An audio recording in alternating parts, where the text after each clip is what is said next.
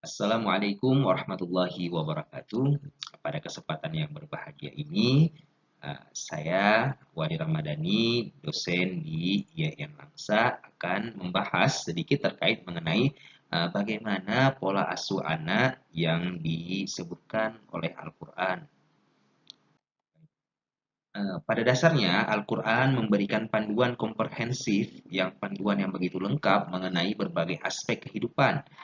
Termasuk salah satunya bagaimana kita sebagai orang tua mengasuh anak-anak kita. Melalui kisah-kisah para nabi dan perintah langsung dari Allah, kita dapat menemukan berbagai prinsip yang penting dalam mendidik anak.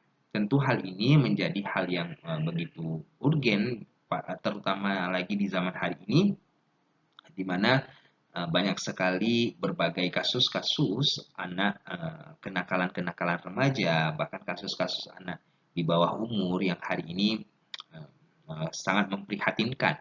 Maka salah satu penyebab terbesarnya adalah ada dari aspek pola asuh orang tua kepada anak mereka. Maka pada kesempatan yang berbahagia ini saya akan membahas sedikit terkait bagaimana Al-Quran berbicara mengenai pola asuh yang terdapat di dalam Al-Quran.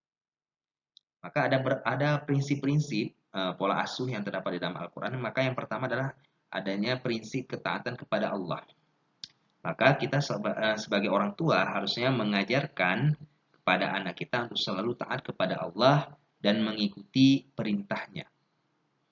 Ini sebagaimana yang tergambar dalam kisah Nabi Ibrahim dan Nabi Ismail, di mana Nabi Ismail dan Nabi Ibrahim menunjukkan ketaatan yang sangat tinggi kepada Allah.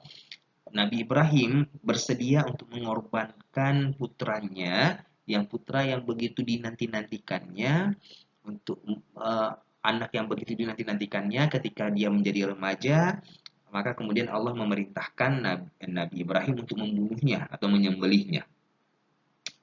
Dan yang lebih uh, menakjubkannya kembali adalah di mana Ismail bersedia untuk dikorbankan demi menjalankan perintah Allah Subhanahu wa taala.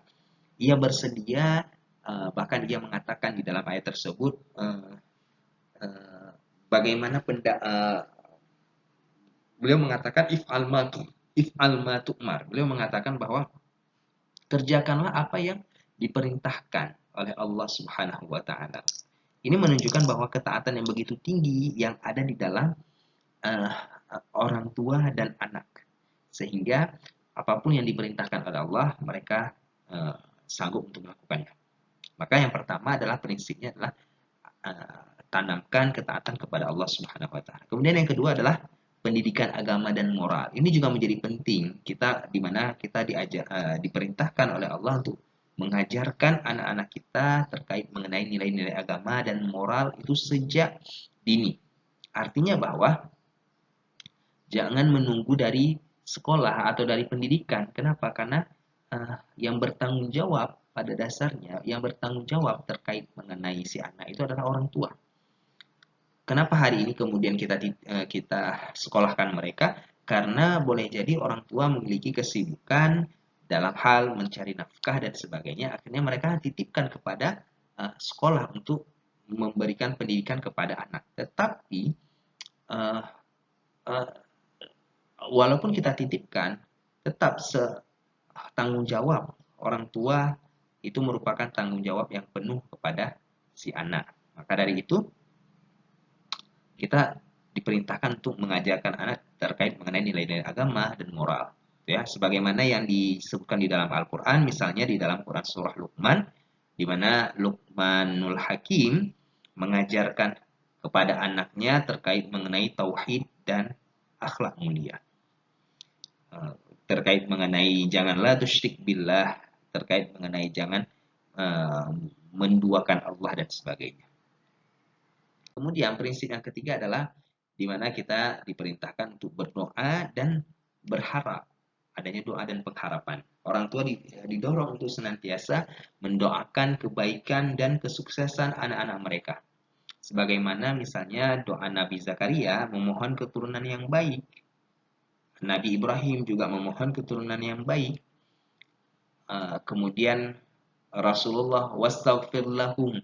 Rasulullah juga kemudian mendoakan orang-orang lain. Maka kalau orang lain saja didoakan untuk diminta ampun, apa konon lagi kepada anak sendiri. Maka ketika anak kita tidak sesuai harapan kita, maka prinsipnya adalah kita terus berdoa kepada Allah Subhanahu wa taala agar apa yang kita inginkan atau apa yang kita harapkan itu sesuai dan bisa diterapkan bagi anak kita seperti itu. Kemudian, keadilan dan kasih sayang ini juga menjadi hal yang terpenting, yaitu menjaga keadilan terhadap anak-anak sebagaimana Nabi Yakub yang berlaku adil dan penuh kasih sayang terhadap anak-anak mereka meskipun mereka memiliki kesalahan. Kemudian ada komunikasi dan keterbukaan.